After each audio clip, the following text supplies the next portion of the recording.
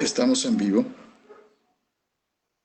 Muy buenos días tengan todos ustedes. Nos da mucho gusto que nos acompañen a la 15ª sesión del seminario sobre las oportunidades comerciales con América del Norte y la región Transpacífico, TEMEC-TIPAC, que la Secretaría de Economía lleva a cabo con el Senado de la República.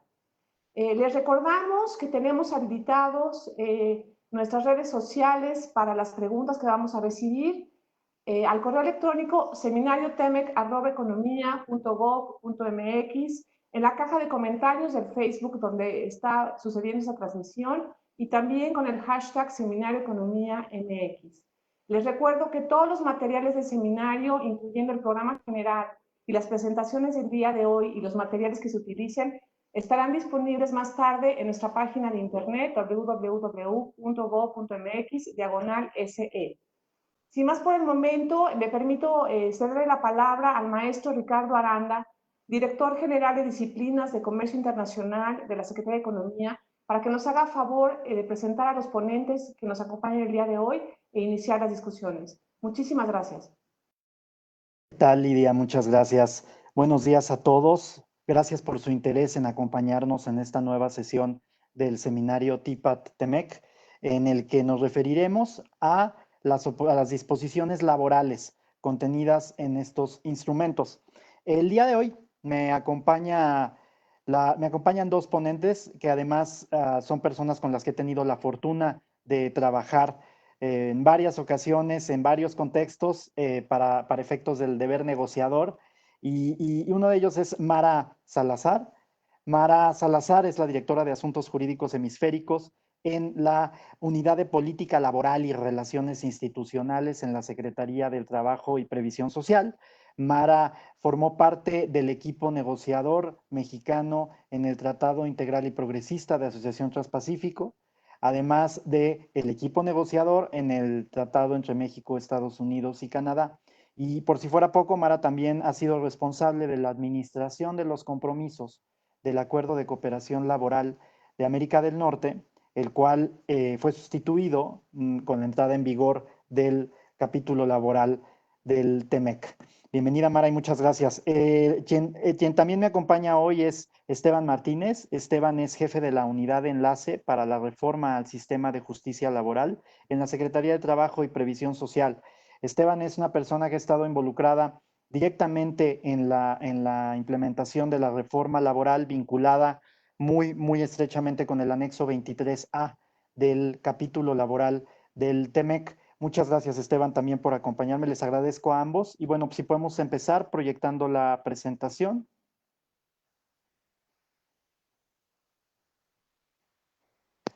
Como les decía, la sesión de hoy se dedica a disposiciones laborales.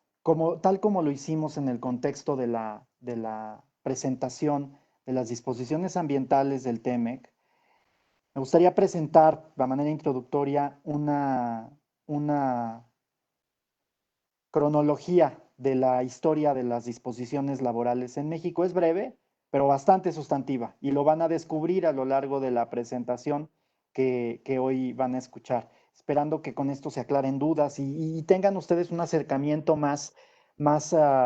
tengan un acercamiento a un tema que ha estado generando mucha información en medios, mucha información en determinados sectores, mucha expectativa también, y del cual incluso se habla que depende el éxito del propio tratado. Entonces no es menor este asunto, y toda la historia comienza en 1994, cuando el Tratado de Libre Comercio de América del Norte se firma, entra en vigor y se acompaña de dos acuerdos paralelos: el Acuerdo de Cooperación Ambiental de América del Norte y el Acuerdo de Cooperación Laboral de América del Norte, el ACLAN.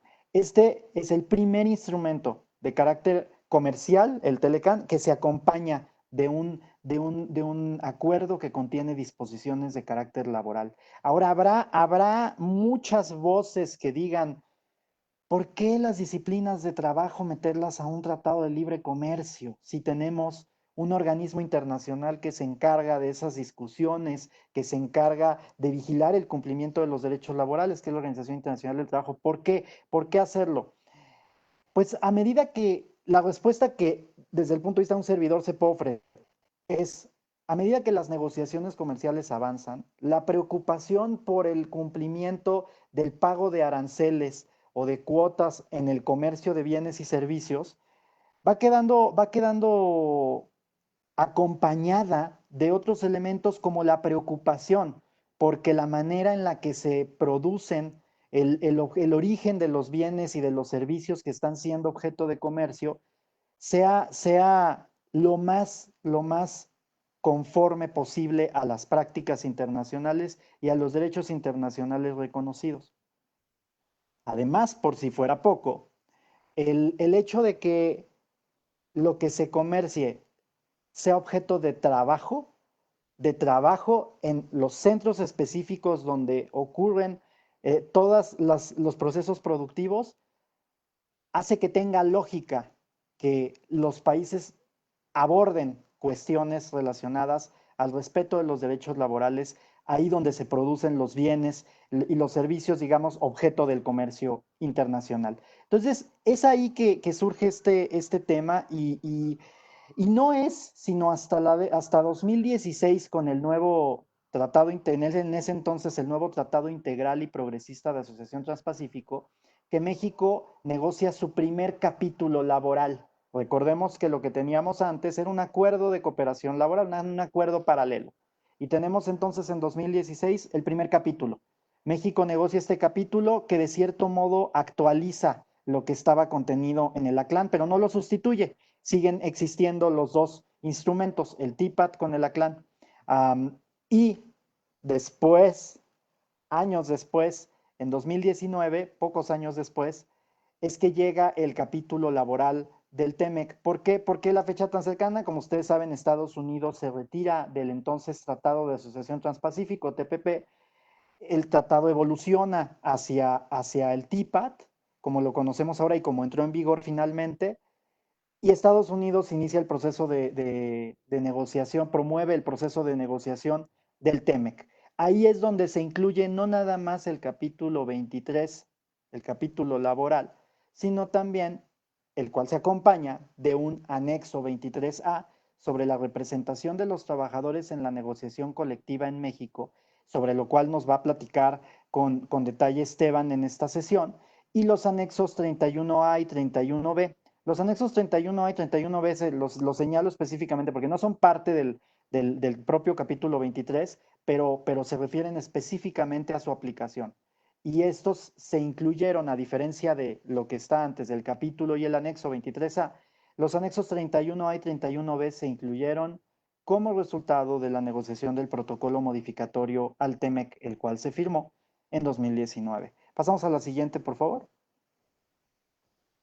Ahora, antes de cederle la palabra a Mara, me gustaría que, tal como lo hicimos también en la sesión sobre disposiciones ambientales, se vea de manera muy general, digamos, la lista de disciplinas, la lista de artículos que tiene cada uno de los dos capítulos del TIPAT por un lado izquierdo y del TEMEC por el lado derecho.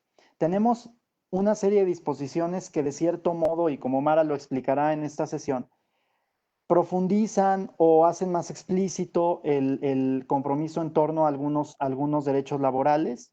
En el caso del TIPAT tenemos por primera vez la incorporación de un artículo sobre trabajo forzoso u obligatorio. Tenemos también un artículo sobre responsabilidad social corporativa, pero tenemos elementos que vienen desde el acuerdo de cooperación laboral y se retoman aquí. No diría yo de manera idéntica, pero con un parecido y con similitudes a lo que había desde el acuerdo de cooperación laboral de América del Norte.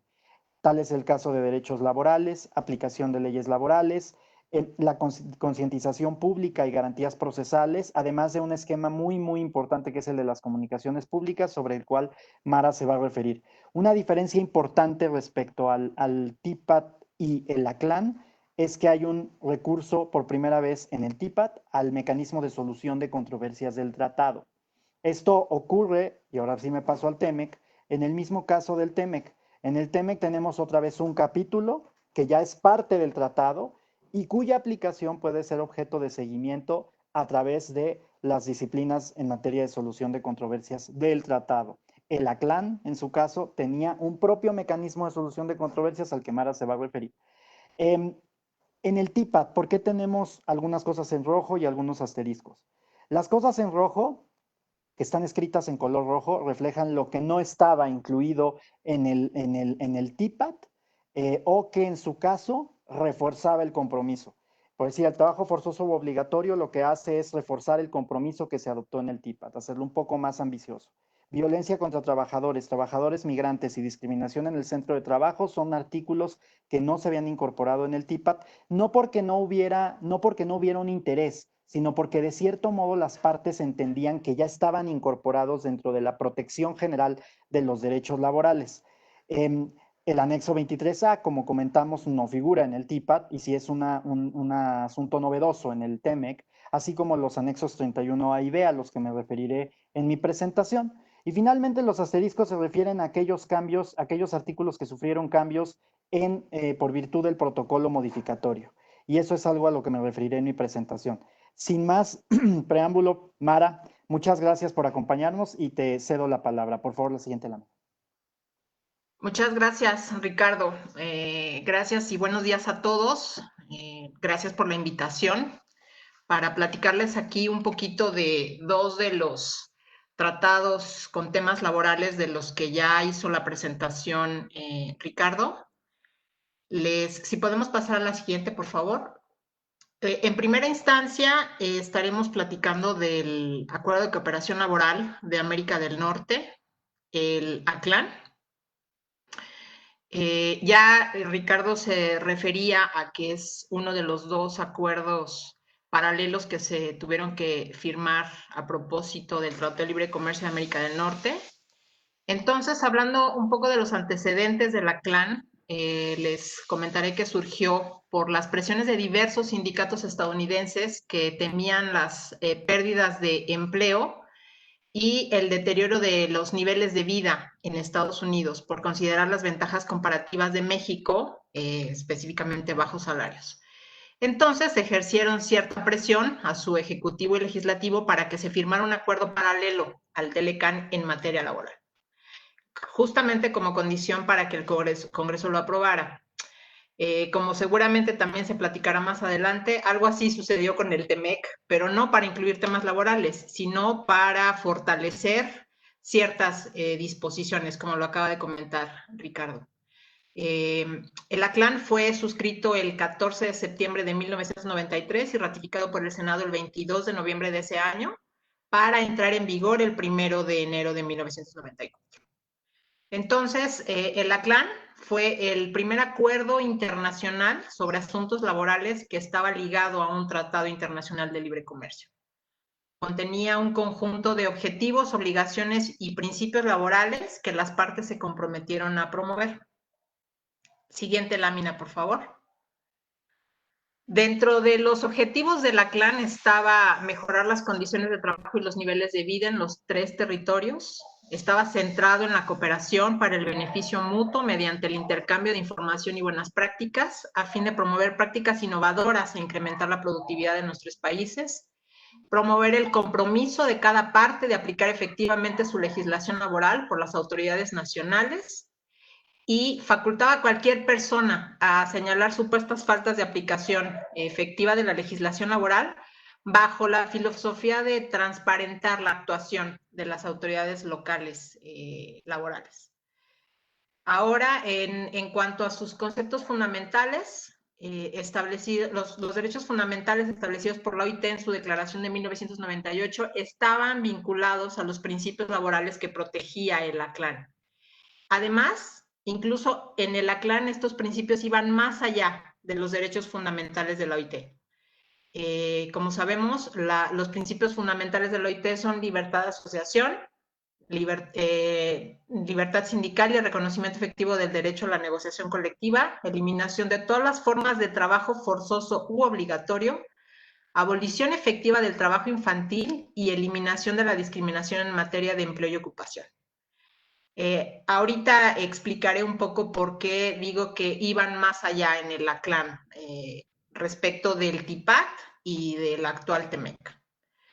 También la CLAN ratificaba el pleno respeto a la Constitución de cada parte, así como al derecho de las partes de establecer en lo interno su propia normatividad laboral, procurando que ésta previera altas normas para promover lugares de trabajo de alta calidad y, algo importante, no homologaba la legislación de las partes. Tampoco creaba autoridades supranacionales para revisar la legalidad de las resoluciones nacionales y no se cuestionaban decisiones internas ni se revisaban asuntos pendientes de resolución ante la autoridad nacional.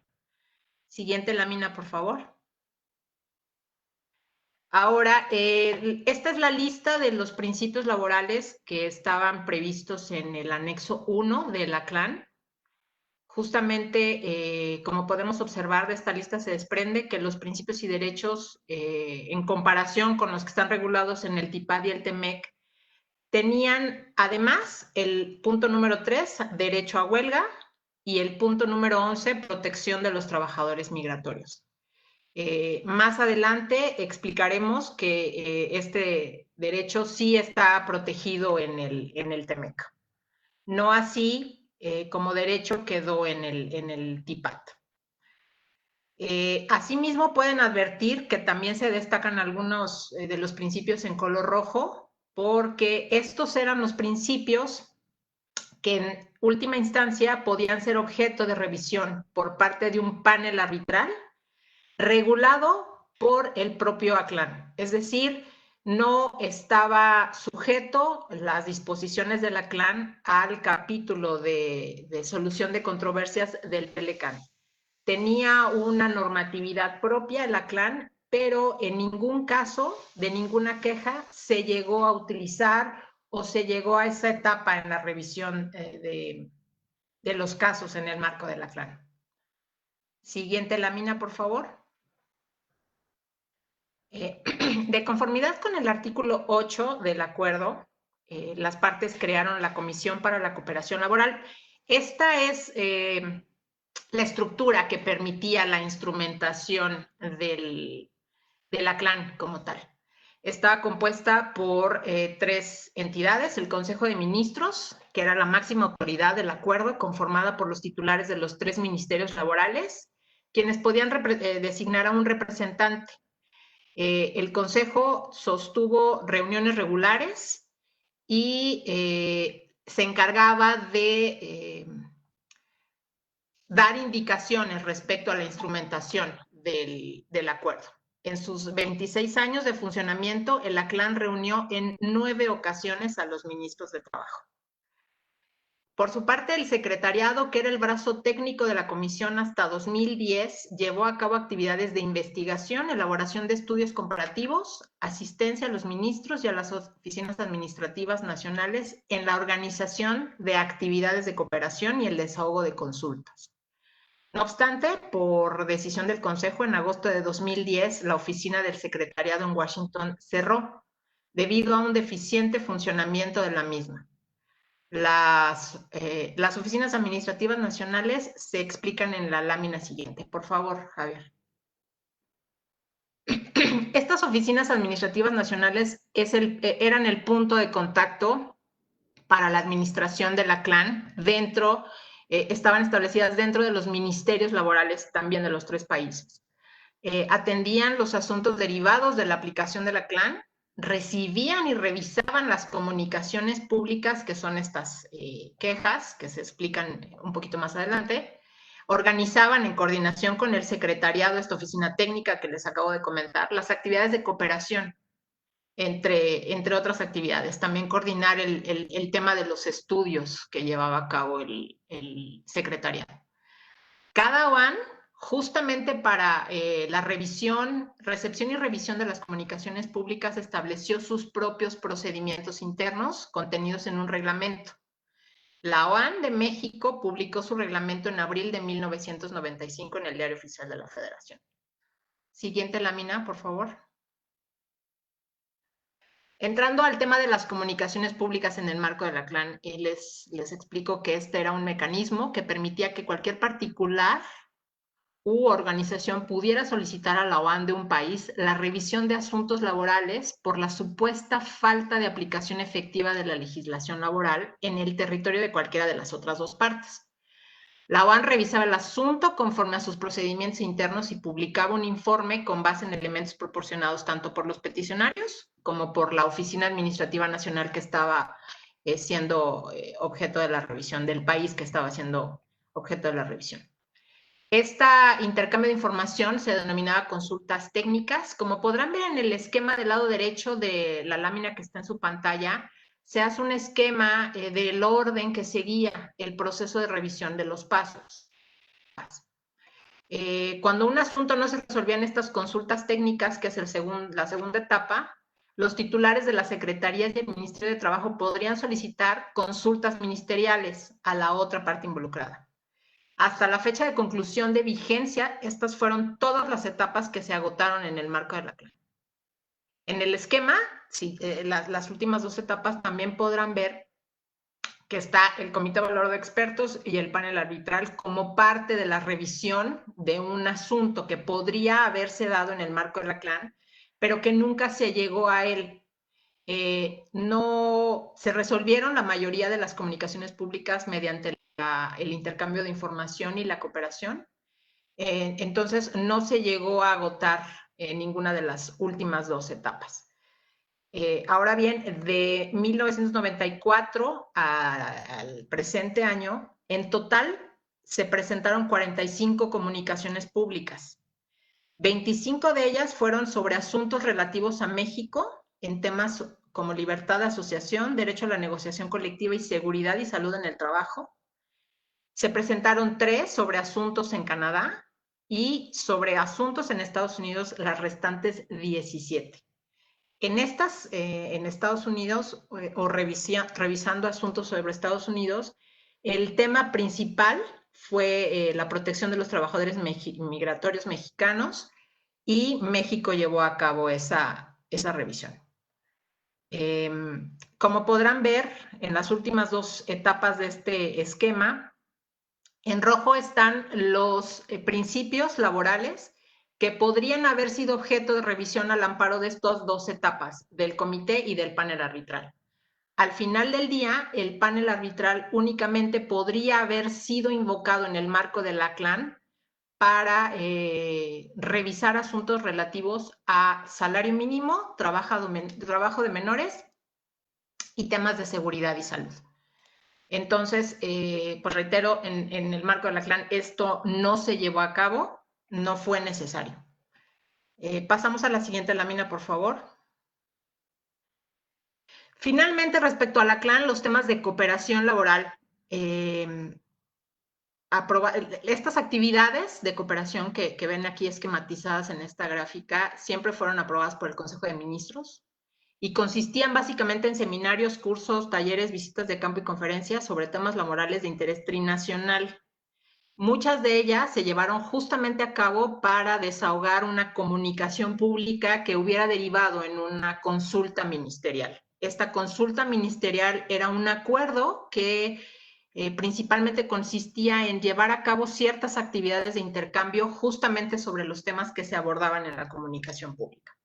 En estas actividades de cooperación, expertos gubernamentales y de los sectores productivos intercambiaban información respecto al tema en especial de los 3 países.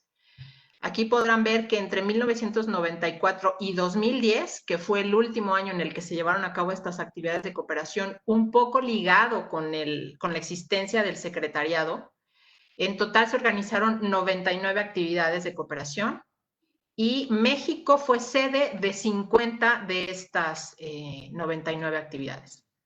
Como se puede observar en la gráfica, los temas sobre los que se organizaron las actividades de cooperación fueron seguridad e higiene, condiciones mínimas, libertad de asociación, eliminación de la discriminación, mercados laborales, trabajo de menores y protección de los trabajadores migratorios. Cuando nos referimos a otros, eran temas que tenían que ver con productividad y competitividad. Esta es la distribución en cuantía respecto de los temas para las actividades de cooperación. De aquí destaca que el tema más recurrente para las actividades de cooperación fue el tema de seguridad e higiene ocupacionales. Siguiente lámina, por favor. Bueno, para concluir la plática sobre el ACLAN, les diré que por acuerdo de las 3 partes, el ACLAN sería sustituido por el capítulo 23 del TEMEC, por lo que desde el 1 de julio pasado, con la entrada en vigor del tratado entre México, Estados Unidos y Canadá, el ACLAN justamente dejó de tener vigencia. Ahora pasaremos a la explicación del TIPAT. Por favor, la siguiente. Bueno, respecto del Tratado Integral y Progresista de Asociación Transpacífica, TIPAT, como ya acertadamente Ricardo introdujo el tema en la mesa, fue un tratado que procuró tener disposiciones un poco más ambiciosas en relación con el ACLAN. En su momento fue novedoso, ¿no? Para México estas disposiciones. Ahora con el TEMEC, pues obviamente eso quedó un poquito superado. El TIPAT para México era el segundo tratado de libre comercio después del ACLAN en contener disposiciones laborales. Como podrán ver aquí la lista, el TIPAT está integrado por 11 países. Como ustedes saben, Estados Unidos formaba parte de este tratado hasta que con la entrada de la administración del presidente Trump en enero de 2017, EUA salió de las negociaciones y dejó de formar parte del TIPAT. Es importante destacar que México se incorporó ya tarde en las negociaciones, porque entramos de manera formal al grupo en octubre de 2012 y por ende participamos por primera vez hasta la ronda número 15 de negociaciones que fue llevada a cabo en Nueva Zelanda en diciembre de ese año. En estos temas laborales, México llegó a la mesa de negociaciones con algunas propuestas claras para incorporarse, como por ejemplo, justo el tema de la protección de los trabajadores migratorios, algunos requisitos para la recepción de quejas. Buscamos también matizar la introducción de medidas unilaterales para frenar la importación derivadas del trabajo forzoso o el trabajo infantil forzoso. Y así como se alertó un poco respecto de la utilización del capítulo laboral para fines proteccionistas comerciales. Desde siempre también México buscó tener reglas claras para la solución de controversias, que en este tratado, a diferencia del ACLAN, como les comentaba hace ratito, podría iniciarse por motivo de todos los principios laborales bajo las reglas del capítulo correspondiente en el TIPAT. En la ronda 16 de negociaciones de Singapur, en marzo del 2013, se definió el capítulo laboral en el TIPAT como una materia contenida expresamente dentro del Tratado de Libre Comercio y se abandonó la idea de que pudiera ser un acuerdo paralelo como el ACLAN. Siguiente lámina, por favor. Hablando un poco de los compromisos y de los derechos que protege el TIPAT, este obliga a las partes a cumplir sus leyes laborales conforme a los derechos fundamentales reconocidos por la OIT, sin debilitar la protección de las leyes para fomentar el comercio o la inversión. A diferencia del ACLAN, el TIPAT acota los principios y derechos laborales, como les comentaba hace un momento, que serán obligatorios para las partes a los acordados por la OIT en su Declaración de Principios y Derechos Fundamentales. Aquí en el recuadro de la derecha podrán ustedes ver cuáles son, como lo comentaba hace ratito, los derechos fundamentales que contempla la declaración, que están de esa manera reflejados en el capítulo 19 del TIPAT. Como podrán darse cuenta, excluye el derecho a huelga y la protección de trabajadores migratorios que sí estaban protegidos en el ACLAN y ahora en el TEMEC. Si bien México peleó duro para que se incluyera este último derecho de trabajadores migratorios y contó con el apoyo de Canadá y Perú, algunos países como Brunei, Singapur y Malasia mostraron reticencias al respecto y finalmente dicha protección no quedó expresada en el texto del TIPAT como derecho, sino como un tema para poder llevar a cabo actividades de cooperación laboral. Siguiente página, por favor. Del contenido y la estructura del TIPAC destacan algunos temas, como ya lo había comentado Ricardo al inicio de la charla. El TIPAD es el primer instrumento en contener una disposición en materia de trabajo infantil. Específicamente señala que cada parte desalentará, a través de iniciativas que considere apropiadas, la importación de mercancías procedentes de otras fuentes, producidas en su totalidad o en parte por trabajo forzoso u obligatorio, incluido el trabajo infantil forzoso u obligatorio. Esta disposición fue matizada por México en el TIPAD, como podrán ver, pero fue un poco endurecida en el capítulo laboral del TEMEC, como también lo comentó Ricardo. A continuación explicaré un poco el proceso de revisión del segundo tema que está sombreado dentro de esta lista, que es el relativo a comunicaciones públicas o quejas al amparo del TIPAD, que incluye el diálogo cooperativo, el consejo laboral y las consultas que están destacadas en esta lista. Siguiente lámina, por favor.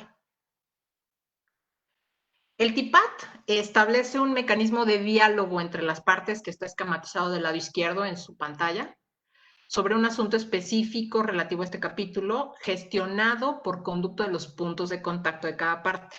Este diálogo es un intercambio de información entre las partes dialogantes sobre él o los temas planteados en la solicitud de diálogo. Las partes documentarán el resultado de su diálogo, pudiendo acordar un plan de acción con pasos específicos y plazos definidos para atender el tema objeto del diálogo. Este diálogo podrá suceder en cualquier momento que las partes lo consideren. Por eso lo puse en el esquema del lado izquierdo, porque no necesariamente es un paso inicial, sino es una opción que tienen las partes para poder entrar en contacto e intercambiar información en cualquier momento del proceso. Por otra parte, las partes tratarán de resolver cualquier asunto relacionado también con este capítulo mediante la cooperación y la consulta. No obstante, una parte podrá solicitar consultas laborales a otra parte a través del punto de contacto, que ya es la primera barra del esquema de la derecha. Las partes realizarán todos los esfuerzos por resolver el asunto y podrán solicitar asesoría de expertos independientes e involucrar a otros funcionarios gubernamentales si así lo consideran. Si las partes en ese intercambio de información no resuelven el asunto, podrán solicitar al Consejo Laboral, que es el siguiente punto, su intervención y análisis, y podrá consultar también expertos independientes para resolver el asunto. El Consejo Laboral está integrado también por los representantes gubernamentales de alto nivel, que pueden ser ministerial o sus representantes de cada una de las partes. Si el asunto se resuelve en esta parte o en esta etapa, los países deberán publicar el acuerdo alcanzado y sus resultados. Pero si por el contrario no se resuelve el asunto a más tardar 60 días después de la solicitud, la parte solicitante podrá solicitar el establecimiento de un grupo especial, o entendido de alguna manera como panel arbitral, como la figura que conocemos como panel arbitral. Esto conforme al artículo 28.7 del TIPAD, que es el capítulo de solución de controversias. En última instancia podrá imponer sanciones comerciales si se comprueba el incumplimiento a las disposiciones laborales. Ese tema es materia de otro capítulo que entiendo será abordado en el marco de este seminario. Cabe destacar que en este proceso ninguna parte podrá recurrir a la solución de controversias del TIPAD en el capítulo 28 por un asunto relativo a este capítulo 19 sin antes tratar de resolver el asunto de conformidad con estos procesos, tanto del diálogo como de las consultas. Ahora, por cuanto hace al punto de contacto que hemos venido comentando, será designado en cada Ministerio de Trabajo. Es una figura similar a las oficinas administrativas nacionales de la CLAN. De hecho, se asume por parte de las mismas oficinas dentro de los ministerios. Entre sus funciones está facilitar la comunicación entre las partes, asistir al consejo, ser el canal de comunicación con el público y desarrollar las actividades de cooperación. Los puntos de contacto también gestionarán estas consultas y este diálogo cooperativo para llegar a la solución de un asunto. Siguiente lámina, por favor. Finalmente, otro de los temas importantes del TIPAT es la cooperación. Las partes aquí reconocen la importancia de la cooperación para mejorar las oportunidades y fortalecer los estándares laborales. Las partes también con el TIPAT se comprometen que a través de seminarios, conferencias, intercambios, talleres e investigaciones, entre otras modalidades, podrán intercambiar información sobre los temas de cooperación que se incluyen, entre otros, los que podrán ver enlistados en la lámina que se muestra en su pantalla. Realmente son temas de cooperación similares en todos los tratados porque son los temas laborales de interés común. Aquí, como verán, como último punto está incluido el tema de protección de los trabajadores migratorios, que es el lugar en donde se dejó incluido ese tema que es importancia para México. Pasamos a la siguiente, por favor. Ya para concluir esta explicación del TIPAT, les comentaré que en el marco de estas negociaciones, México concretó al interior una importante reforma a la Constitución Política de los Estados Unidos Mexicanos en materia laboral, que fue publicada en febrero de 2017. En esta reforma se sentaron las bases para reformar el sistema de justicia laboral y avanzar en los importantes temas de democracia sindical y negociación auténtica, que se concretaron con la reforma a la Ley Federal del Trabajo del 1 de mayo de 2019, de la cual el maestro Martínez nos hablará más adelante. Hasta aquí llega mi intervención respecto de la CLAN y del TIPAT. Muchísimas gracias y estamos atentos a que surja alguna pregunta o duda. Muchas gracias. Muchas gracias, Mara. Si podemos darle a la siguiente lámina, por favor. Gracias por tu presentación, Mara. Sin duda explica de manera muy clara las bases de lo que nosotros ahorita estamos teniendo como contenido en el capítulo laboral del TEMEC.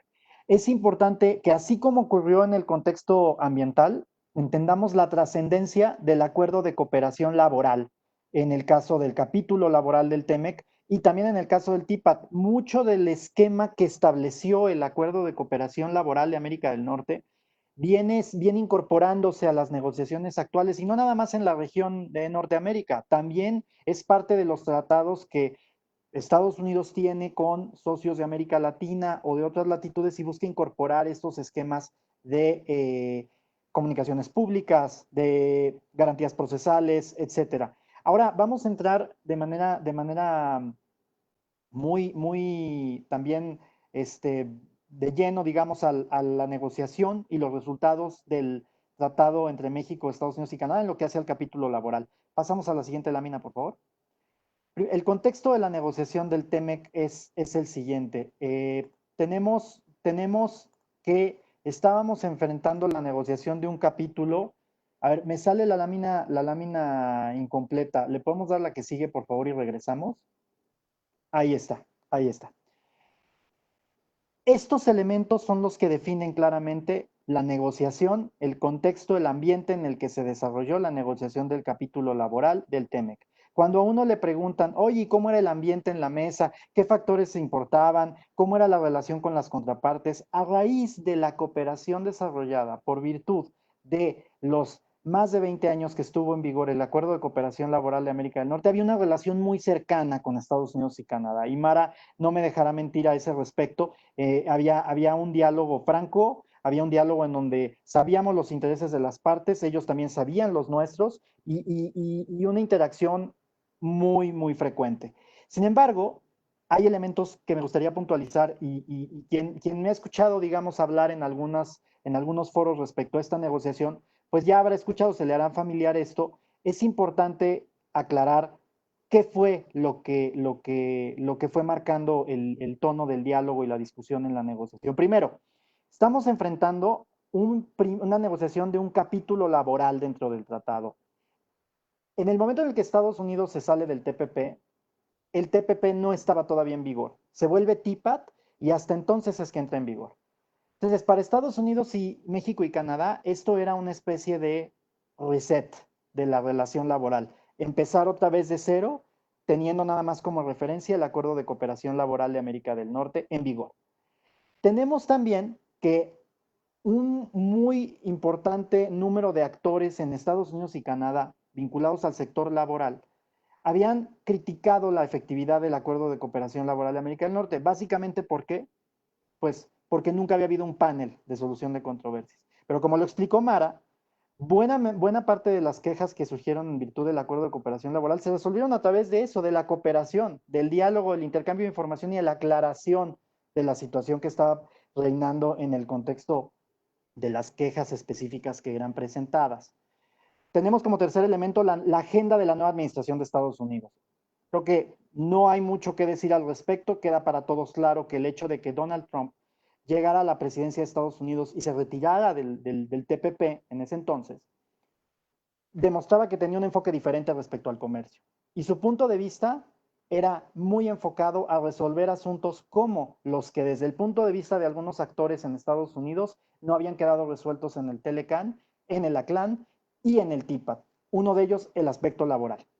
Tenemos por otro lado la agenda progresista del primer ministro Trudeau en Canadá, que también persiguió una agenda muy ambiciosa, a diferencia de sus antecesores inmediatos, respecto a las disposiciones laborales en los tratados de libre comercio.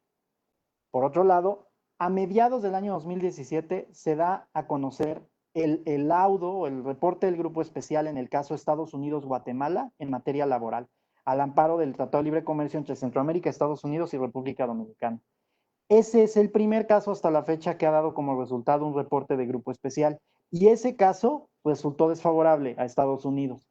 Entonces había un sentimiento para quienes habían promovido la incorporación de disposiciones laborales vinculantes en un tratado de libre comercio negociado por Estados Unidos, de que era necesario revisarlas y era necesario hacerlas aún o más ambiciosas o más eficaces.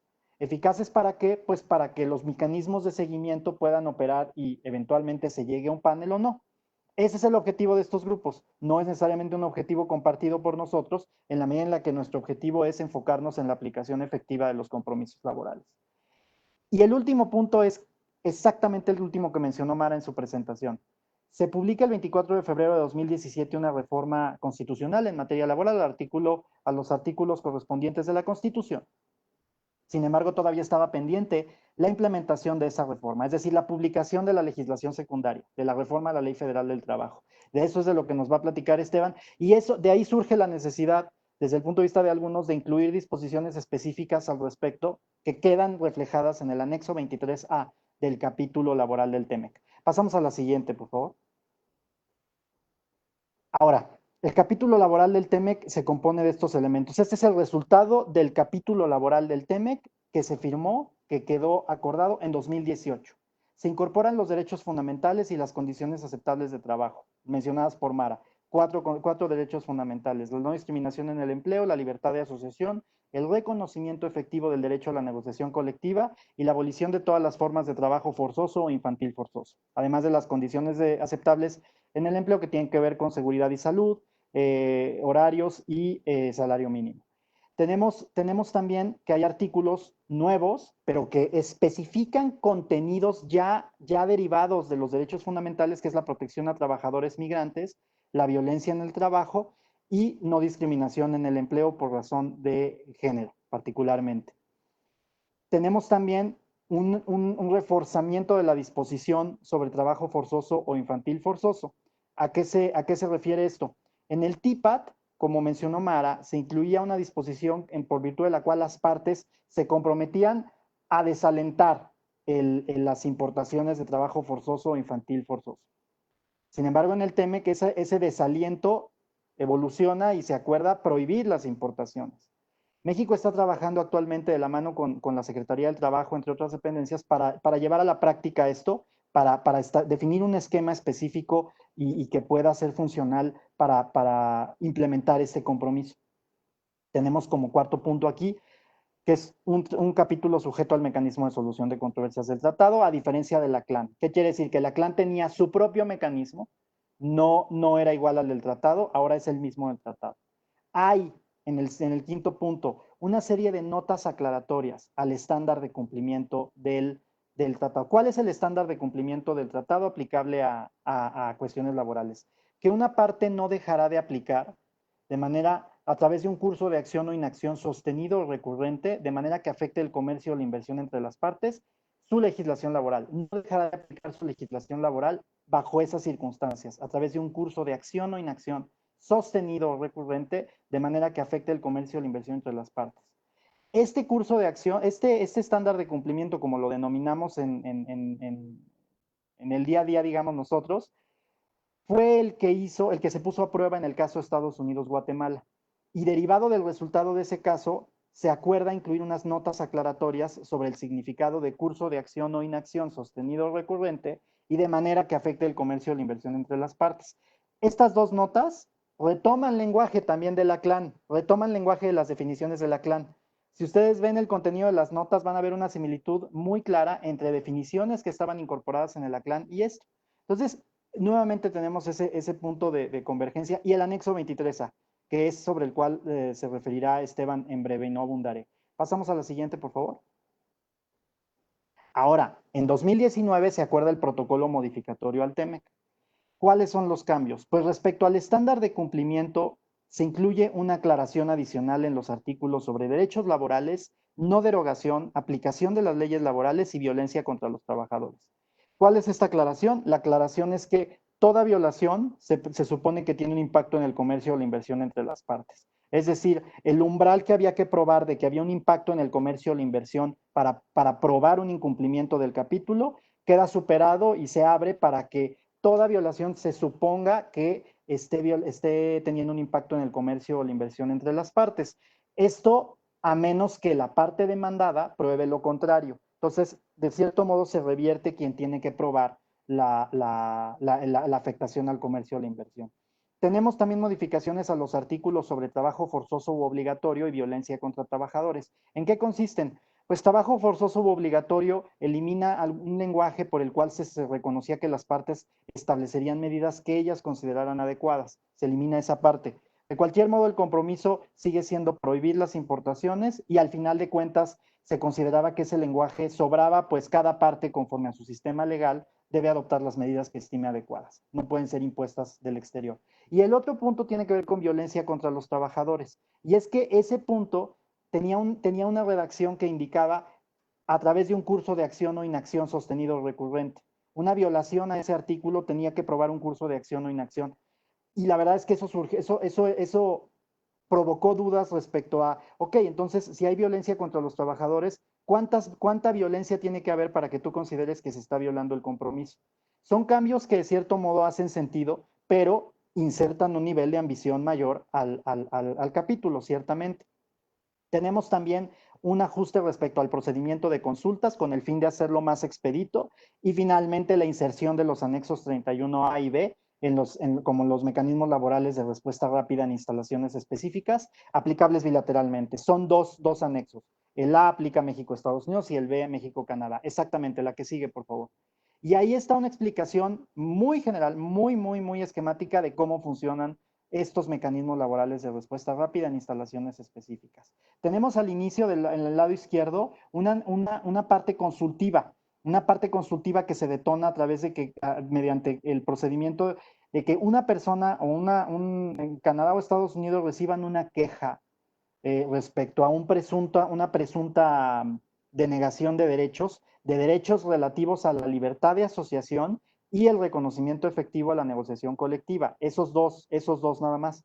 Reciben una queja a Estados Unidos y Canadá, digamos, en el caso de que sean ellos los que la vayan a presentar, pero también México la puede recibir, y se hace un proceso de consulta interna. Ellos pueden avisar a México antes de tomar una decisión sobre presentar o no el caso. Ese es un momento clave en el que en la medida en la que nosotros nos enteremos que hay una queja, podemos empezar a averiguar al respecto e ir definiendo las acciones que en caso de existir dicha denegación de derechos se pueden adoptar para resolverla o en caso de no existir se tiene que explicar que no existe. Se toma la decisión y se presenta el caso. Vamos a la mitad, hay un rombo ahí. Existe una denegación de derechos, entonces la parte que recibe la solicitud, en este caso puede ser México, tiene que hacer su propia investigación para definir si existe o no existe. Si no existe, se explica entre las partes y se puede definir por acuerdo que las partes dicen, ok, no existe una denegación de derechos. Pero si no existe acuerdo entre las partes respecto a que no existe una denegación de derechos, es decir, si una sigue insistiendo que existe una denegación, si la demandante sigue insistiendo en que existe una denegación, se puede solicitar el establecimiento de un panel arbitral. Ahora, si sí existe en la parte de abajo del diagrama, si sí existe esta denegación, se comprueba que sí existe derivado de la investigación que la parte demandada realiza, inician consultas de buena fe con el fin de definir un curso de reparación. Ese curso de reparación puede involucrar diferentes actividades dependiendo del punto en el que se haya identificado la denegación. Si hay un acuerdo en el curso de reparación y su aplicación es motivo de acuerdo entre las partes, este proceso termina y es el donde dice fin, la parte de abajo. Si no hay acuerdo entre las partes, entonces puede invocarse un panel relativo a la manera en la que una parte está diciendo que sí se resolvió el asunto o no se resolvió el asunto. Como pueden ver, es un esquema complejo y para añadirle un poco más de complejidad, los plazos que figuran ahí en el diagrama lo hacen muy expedito. Entonces, lo que hay que aclarar aquí es esto. El hecho de que México reciba una queja, un caso, no implica el establecimiento inmediato de un panel. Uno, porque puede haber consultas internas y una investigación. Dos, hay precisamente un espacio en el cual México puede dialogar con sus contrapartes de una manera amistosa con el fin de llegar a un entendimiento respecto a el curso de acción para resolver el tema que nos ocupe. Tres, los plazos sí son cortos y los recursos son limitados, no nada más en nuestro país, sino en los demás también. Entonces, la avalancha de quejas que puedan llegar es algo que está por confirmarse, pues lo más seguro es que las contrapartes no presenten casos de manera arbitraria en caso de que sean contra México, sino que estén seguros de que tienen los elementos para que esto llegue a probar que hay una denegación. No digamos a panel, a probar que hay una denegación. El chiste es resolver el problema, no llegar a panel. Y los propios anexos 31A y B prevén que el uso abusivo del mecanismo será sujeto a una sanción, digamos, que es la inhabilitación en su aplicación por un plazo determinado. Pasamos a la siguiente, por favor. Con esto termino mi presentación. Les agradezco mucho su atención y le cedo la palabra a mi estimado Esteban. Por favor, Esteban, muchas gracias por acompañarnos. Adelante, tienes la palabra. Muchas gracias, estimado Ricardo, Mara, toda la gente de la Secretaría de Economía y todos los que nos están siguiendo en esta transmisión. Muy buenos días y pues sigamos con este seminario que ha estado muy interesante y de mucho nivel con las presentaciones anteriores. Pues voy a tratar de ser muy breve simplemente para entender cuál es el contexto en el cual se encuadra la reforma laboral como tal, ¿no? La reforma laboral comprende básicamente la reforma constitucional de 2017 y la reforma laboral a las leyes secundarias del 1 de mayo de 2019. ¿Cómo se enmarca esta reforma laboral dentro del Tratado entre México, Estados Unidos y Canadá y en particular del anexo 23? Primero que nada, creo que es importante destacar una cosa. La reforma laboral no es producto del TEMEC propiamente, ¿no? Es un tema que sí tiene que ser dilucidado desde el principio porque han habido muchas voces en el sentido de que la reforma laboral es producto de presión internacional, que México se aventó a transformar su modelo de justicia laboral, un sistema pues añejo, rancio, corporativista, simulador basado en esquemas de control, ¿no? Que todo esto lo hizo por una presión internacional. En realidad esto tiene que matizarse mucho. Ya Ricardo y Mara nos han hablado un poco de cuál es el antecedente de este tratado, cuál es el antecedente del anexo 23 y por eso sí es importante destacar el contexto histórico de dónde viene esta reforma, ¿no? Más allá del Telecán, del ACLAN, del TPP y luego el TIPAT, pues aquí ubicamos una serie de reclamos constantes históricos que vienen desde el 94 de nuestros socios comerciales, en el sentido de que pues ya desde entonces se dan cuenta o hay una noción, una conciencia de cómo funciona el modelo laboral mexicano. Un modelo laboral, insisto, que desde hace mucho, mucho tiempo, yo me atrevería a decir desde principios de los 20, que nace las primeras obreras corporativistas, ¿no?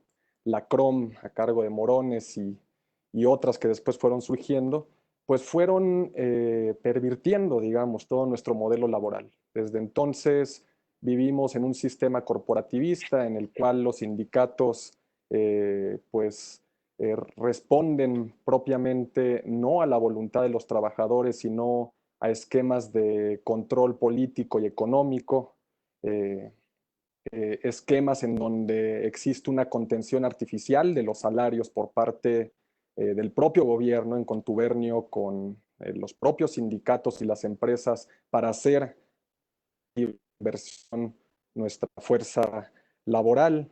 Eh, Todo este contexto, digamos, que terminó convirtiendo nuestro sistema laboral pues prácticamente en una piñata, ¿no? Ante las instancias internacionales y ante los ojos de nuestros socios comerciales, pues quedó muy claro en las negociaciones del Telecan, y justamente esto fue lo que impulsó el establecimiento de un acuerdo paralelo a través de la CLAN, y desde entonces están nuestros socios comerciales con el dedo en el renglón, ¿no? Viendo cómo México se ha ido adaptando a esta nueva realidad, a este mundo global, ¿no? Y en la medida de que diversifica sus relaciones comerciales y establece más tratados comerciales con otros países del mundo, pues este reclamo de que México transforme su modelo laboral comienza a aumentar. En ninguno de estos instrumentos desde la CLAN, si bien existían mecanismos, ¿no? para intercambiar información y realizar consultas, recibir quejas por parte de trabajadores, en realidad estos mecanismos no garantizaban propiamente la aplicación de la ley, no eran unos mecanismos coercitivos con dientes que pudieran tener mayor efecto que simplemente el intercambio de comunicaciones, ¿no? Pasa el tiempo, en el 98 la OIT emite esta famosa Declaración de Principios Fundamentales en el Trabajo. Es una declaración muy importante en donde pues, la OIT dice, a ver, en este mundo globalizado tenemos que tener noción de cuáles son los principios fundamentales del trabajo, cuáles son los convenios fundamentales que tienen que firmar todos los países, que tienen que ratificar todos los países, porque concentra o condensa pues derechos humanos en materia laboral, derechos individuales y colectivos que tienen que ser tutelados y garantizados por todos los países. En esta declaración ya desde entonces se ponía el convenio 87 y 98 de la OIT como instrumentos fundamentales, independientemente de que los estados no los tengan ratificados, tienen que presentar anualmente memorias ante la Organización Internacional del Trabajo justificando por qué no los han ratificado y qué medidas están tomando para hacerlo. Entonces, de este tamaño, digamos, es la importancia de esta declaración y pues la presión creciente que existe en el concierto internacional hacia México para que adopte e implemente estos compromisos internacionales, ¿no? Ya por ahí de 2011, cuando hubo una reforma laboral muy importante en México, pues hubo intentos por parte de varias bancadas de introducir nuevas disposiciones transformadoras, ¿no? Eliminar las juntas de conciliación y arbitraje, crear instancias autónomas independientes de resolución de conflictos laborales, el establecimiento del voto personal libre y secreto de los trabajadores para elegir a sus dirigentes, para votar sus contratos colectivos. Todo esto viene desde hace mucho tiempo y ha sido impulsado por el sindicalismo independiente y democrático en México, por académicos, activistas, laboralistas, abogados que conocen los vicios de nuestro sistema y que desde entonces están propugnando y empujando para cambiarlo. Pero en 2011, desafortunadamente, si bien hubo muchos cambios importantes en nuestra legislación, ninguno se refería a estos elementos transformadores del modelo de justicia laboral en México, ¿no? Ya desde entonces, 2011, 2012, 2013, pues comienzan a configurarse nuevos acuerdos comerciales, comienzan las negociaciones propiamente del TPP, ¿no? La presión hacia México incrementa, también México empieza a ser un cliente frecuente en el Comité de Libertad Sindical de la Organización Internacional del Trabajo por las prácticas antisindicales que comienzan a documentarse por parte de sindicatos u organizaciones mexicanas que empiezan a dar difusión, digamos, a través de casos particulares sobre la existencia de contratos de protección, sobre la presencia de cláusulas de exclusión en los contratos colectivos mexicanos, la permisibilidad de estas cláusulas de exclusión, pues empiezan a conformar casos importantes en el seno de la OIT y toman el respaldo de diversas organizaciones internacionales, ya no solamente mexicanas, organizaciones sindicales en Estados Unidos, en Canadá, e incluso grandes confederaciones internacionales como la Confederación Internacional Sindical, retoma estos casos y lo empuja a nombre de los sindicatos unidos del mundo, ¿no? La presión, pues, del sindicalismo internacional, de los socios comerciales y sobre todo de los actores internos en México, pues comienzan a ser ya un punto de inflexión para nuestro país, ¿no? En el sentido de que tiene que transformar su mundo laboral sí o sí, o de lo contrario, pues no solamente va a ser pues, señalado todo el tiempo en instancias internacionales, sino que ningún socio comercial va a querer celebrar acuerdos con México, ¿no? Por lo obvio y lo que ya ha sido aquí relatado, pues contención salarial, pues genera obviamente un esquema de inequidad comercial, ¿no? Por parte de México. Ya entonces, desde que comienza a negociarse el TPP, hay que decirlo, pues ya México se pone las pilas, empieza también a impulsar importantes reformas a su constitución. La más importante, pues, se concreta en febrero de 2017, reformas importantísimas al sistema de justicia laboral, al artículo 123, apartado A. Se establece desde la Constitución la creación de un organismo público autónomo, con autonomía técnica, presupuestaria, de gestión y de decisión, que centralice toda la cuestión registral en México, que actualmente se encontraba o se encuentra todavía en manos de las juntas locales de conciliación y arbitraje. El establecimiento de tribunales laborales que resuelvan controversias y eliminar con esta excepcionalidad que se vivió por tanto tiempo, en donde el Poder Ejecutivo era el que se encargaba de la materia laboral, ¿no? Esta reforma es muy importante y va aparejada de otros procesos, ¿no? Dentro del marco pues del Senado, ¿no? El gobierno de entonces le pasa al Senado el convenio 98 en materia de negociación colectiva y libertad sindical, un convenio que no había sido firmado o ratificado por México pues desde que fue suscrito, ¿no? Por ahí de los años 50, ¿no?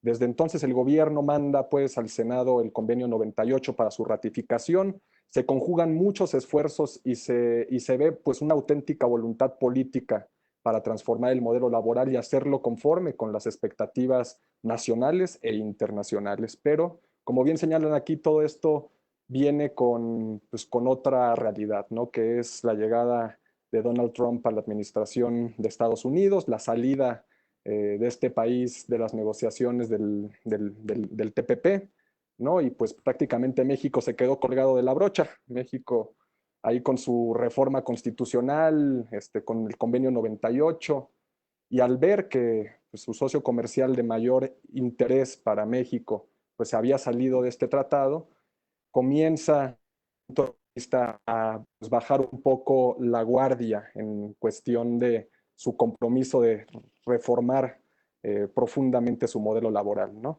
Hay unas iniciativas a la Ley Federal del Trabajo, iniciativas secundarias después de la reforma constitucional del 17, que implican en muchos ámbitos una contrarreforma, ¿no? Aquí ya se daba vida a este centro o a este organismo público encargado del registro y de la conciliación a nivel federal, un organismo que debía ser independiente por propio mandato constitucional, con autonomía absoluta, pues en estas reformas secundarias se vuelve a poner dentro del órgano de gobierno de este organismo la figura del tripartismo, quieren ahí meter otra vez a los representantes de los sindicatos tradicionales, a los representantes de los empleadores, a desinflar un poco el mandato constitucional, ¿no? Y hubo obviamente una reacción por parte de los académicos, de los abogados, de los sindicatos independientes en México y también en el extranjero, ¿no? También internacionalmente, un esfuerzo para tener estas iniciativas regresivas y garantizar que se mantuviera el tono de la reforma constitucional, ¿no?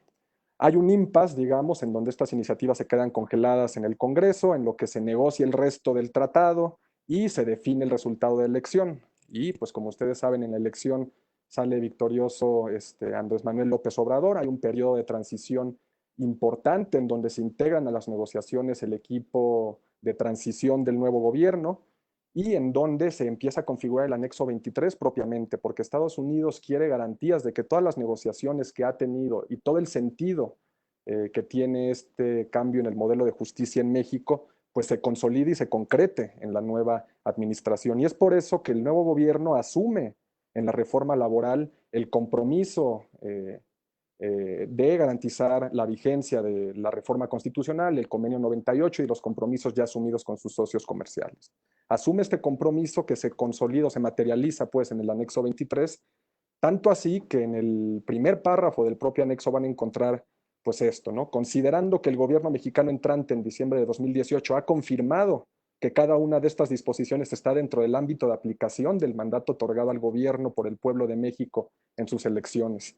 Este fraseo que está inserto en un tratado internacional en materia comercial muy atípico, pues establece obligaciones unilaterales para México en el sentido de garantizar los compromisos que se habían adquirido durante las negociaciones y como ya lo señalamos, el nuevo gobierno pues tiene absoluta convicción con todo lo que se establece en el anexo 23, dice, pues, por supuesto, justicia laboral autónoma independiente, por supuesto, vigencia y garantía de la libertad sindical y la negociación colectiva auténtica, por supuesto, mecanismos de verificación para garantizar el voto personal libre y secreto de los trabajadores y consolidar la democracia sindical en México, pues por supuesto, o sea, son temas que concretan en buena medida el ideario político y la convicción política de la nueva administración y en este sentido se asumen estas obligaciones contenidas en el anexo 23, pues sin ningún problema prácticamente. Cambia el gobierno y tan pronto llega la nueva administración, en diciembre se emite o se manda o se presenta, perdón, por parte del grupo parlamentario de Morena, la reforma secundaria a la Ley Federal del Trabajo, la cual incorpora todos los compromisos establecidos en el anexo 23 y tanto así que esta legislación secundaria es aprobado prácticamente por unanimidad en la Cámara de Diputados y en el Senado de la República. Existe pues un acuerdo nacional y una auténtica visión de que todo este modelo tiene que cambiar y de que el compromiso es ir hacia adelante. Siguiente, por favor.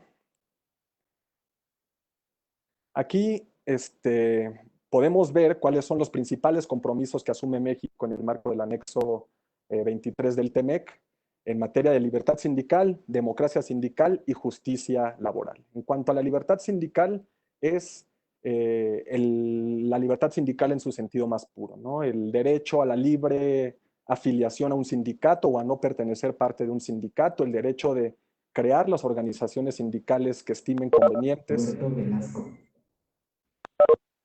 Es la prohibición absoluta de actos de injerencia, tanto patronal como gubernamental, en las actividades de los sindicatos, así como evitar la discriminación o las represalias en contra de los trabajadores por su afiliación sindical. Es decir, anular esta posibilidad de que se establezcan en los contratos colectivos cláusulas de exclusión o condiciones para el trabajador en el sentido de, pues si deja de formar parte de un sindicato, esto perjudica su empleo, ¿no? También se establecen compromisos en materia de transparencia y rendición de cuentas, ¿no? La obligación de los sindicatos a informar a sus afiliados cada 6 meses, por lo menos, en qué se está gastando las cuotas sindicales, cuánto le está entrando y cuánto está saliendo, cuánto está ganando el líder, cuánto está ganando la directiva y el comité, ¿no? Y tener toda esta información actualizada en una base de datos pública para consulta de cualquier persona, todos los expedientes registrales, ¿no? Y esto tiene que ser una obligación a cargo de este organismo público autónomo que habíamos señalado. En materia de democracia sindical también se encuentra la garantía del voto personal libre y secreto en procesos de elección de directiva y en las negociaciones de sus contratos colectivos. Y, muy importante, la obligación de legitimar los contratos colectivos de trabajo existentes. Son prácticamente 550,000 contratos a nivel nacional, contratos colectivos, muchos de los cuales, según estudios, el 80% son contratos de protección, contratos simulados o contratos inactivos. Entonces, tiene mucha coherencia y mucha congruencia este compromiso que asume México en el anexo 23 y que aterriza en el artículo 11º transitorio de la ley. En un plazo de 4 años, estos 550,000 contratos colectivos tienen que ser ratificados por los trabajadores a través del voto personal libre y secreto. Y los que no sean ratificados prácticamente dejan de existir. Así se depura este universo de simulación que durante tantos años se fue construyendo en nuestros archivos registrales de nuestro país. Y finalmente, la obligación de los sindicatos a adecuar sus estatutos, adecuar sus normas internas para establecer procedimientos abiertos, públicos, en donde se garantice la libertad y la secrecía del voto en los mismos procesos. Y finalmente, en materia de justicia laboral, el anexo 23 contempla la creación de este organismo independiente encargado de la conciliación y el registro de sindicatos y de contratos colectivos. Básicamente la idea es centralizar toda la acción registral para quitarlo de la esfera de influencia de los gobiernos locales, de las juntas locales, que pues todos sabemos prácticamente no era garantía plena de autonomía e independencia, ¿no?